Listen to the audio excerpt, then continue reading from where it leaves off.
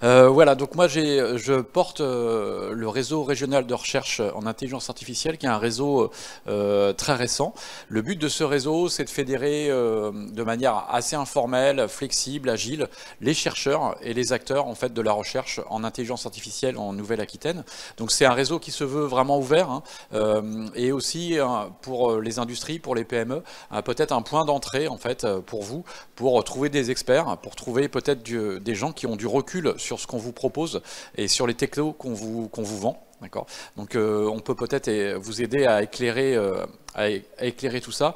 Le but du réseau régional, c'est aussi d'éclairer, alors c'est un peu pompeux, mais c'est d'éclairer les politiques publiques de Nouvelle-Aquitaine, peut-être aussi en donnant du conseil et encore une fois du recul sur les technos et sur leurs limites intrinsèques. Voilà, donc j'interviens ici parce qu'on sponsorise une partie de l'événement. Voilà, merci à tous. Oui, donc rapidement. Donc je viens vous parler d'un projet qui a été accepté dans le cadre du plan de relance, donc, qui a été lancé par l'État il y a quelques temps. Donc c'est un projet qui s'appelle CAP IA. Donc vous voyez tous les partenaires, je ne veux pas tous les citer. Vous voyez globalement c'est un projet qui émane globalement du campus bordelais d'enseignement supérieur et de recherche, hein, donc principalement autour de l'Université de Bordeaux, Bordeaux INP, avec pas mal de partenaires, notamment INRIA qui est pas mal impliqué. Donc ce projet, c'est la réponse, c'est notre réponse à l'appel à projet compétences et métiers d'avenir sur l'intelligence artificielle. L'objectif, c'est de massifier la formation en IA. Alors, si quiconque a des problèmes à recruter des profils autour de IA Data aujourd'hui dans la salle devrait se sentir concerné. Et donc l'idée, c'est vraiment de former de beaucoup plus de gens qu'avant. Alors, c'est assez ambitieux comme programme. On va essayer d'être à la hauteur.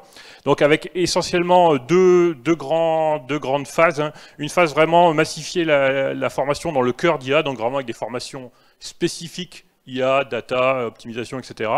Et de l'autre côté, d'aller irriguer les autres formations, donc que toutes les formations universitaires d'école puissent bénéficier de formations en IA pour les non spécialistes. Parce qu'aujourd'hui, je pense que c'est des outils qui sont utilisés autant en biologie qu'en économie, qu'en tous les autres domaines. Donc on a trois grands leviers, hein. Donc c'est améliorer la visibilité et l'attractivité des formations IA pour qu'il y ait de plus en plus de bons profils qui viennent rejoindre nos formations, renforcer les formations et aider les entreprises à monter en compétences dans le domaine grâce à ces formations. Donc on a identifié un certain nombre de sous-disciplines. Donc pour nous, notre réponse sur l'IA, c'était autour de l'apprentissage automatique, raisonnement, optimisation, robotique autonome et traitement d'image. Donc quelque chose d'assez large sur lequel on va travailler. Alors pourquoi je vous parle de ça aujourd'hui? Donc là, je vous mets quelques partenaires, mais c'est ceux qu'on avait vus déjà sur la première slide. Donc on a un certain nombre de work packages qui ont été proposés. Alors je ne vais pas tous vous les faire, mais ce qui nous intéresse, c'est essentiellement l'aspect offre de formation, et pour laquelle on va faire une petite étude pour essayer de faire une collecte des besoins. Alors vu qu'on n'a pas beaucoup de temps, je ne vais pas passer de temps beaucoup là-dessus. Je pense qu'on reviendra c'est un projet qui dure 5 ans, donc je reviendrai l'année prochaine vous parler d'autres sujets.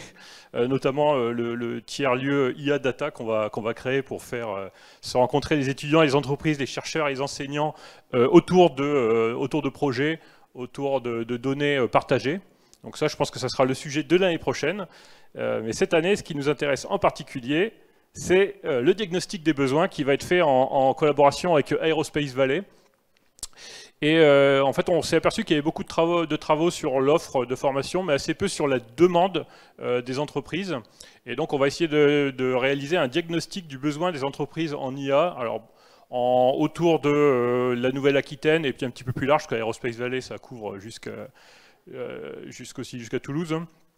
Et donc, on va diffuser un questionnaire à destination d'un côté des managers, décideurs, et de l'autre côté plus des profils techniques, pour voir qu'est-ce qui est attendu des formations, quels sont les freins que vous avez pour former vos employés en formation initiale, en formation continue, en alternance, enfin en gros dans toutes les modalités.